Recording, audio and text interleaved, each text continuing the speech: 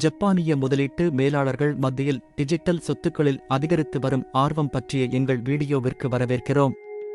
Nomura மற்றும் laser digital ஆகியவற்றின் சமீபத்திய கணக்கெடுப்பின்படி பதிலளித்தவர்களில் 54% அடுத்த 3 ஆண்டுகளில் டிஜிட்டல் சொத்துக்களில் முதலீடு செய்ய திட்டமிட்டுள்ளனர்.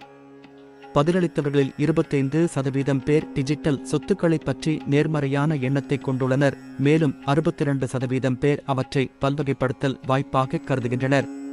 டிஜிட்டல் சொத்துக்களுக்கான விருப்பமான ஒதுக்கீடு நிர்வாகத்தின் கீழ் உள்ள சொத்துக்களில் 2% முதல் 5% வரை ஆகும். மேலும் பதிலளித்தவர்களில் கிட்டத்தட்ட 80% ஒரு வருடத்தில் முதலீடு செய்ய தயாராக உள்ளனர். கிரிப்டோகரன்சிகள், டோக்கன்கள் மற்றும் டிஜிட்டல் செக்யூரிட்டிகள் உள்ளிட்ட பல்வேறு டிஜிட்டல் சொத்துக்களில் முதலீட்டாளர்கள் ஆர்வமாக இருப்பதாகவும், பாப்பாவ நிதிகள் மற்றும் முதலீட்டு அறக்கட்டளைகள் போன்ற புதிய தயாரிப்புகளின் மேம்பாடு எதிர்கால முதலீட்டிற்கான முக்கிய உந்துதலாக காணப்படுவதாகவும் கணக்கெடுப்பு கண்டறிந்துள்ளது. இருப்பினும், எதிர்க்கட்சி ஆபத்து, அதிக ஏற்ற இறக்கம் மற்றும் ஒழுங்குமுறை தேவைகள் உட்பட முதலீட்டாளர்கள் எதிர்கொள்ளும் சவால்கள் இன்னும் உள்ளன.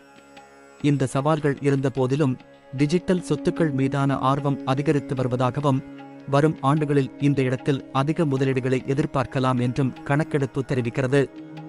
பார்த்ததற்கு நன்றி. டிஜிட்டல் சொத்துக்களின் உலகத்தைப் பற்றிய கூடுதல் நுண்ணறிவுகளுக்கு அடுத்த முறை எங்களுடன் சேருங்கள்.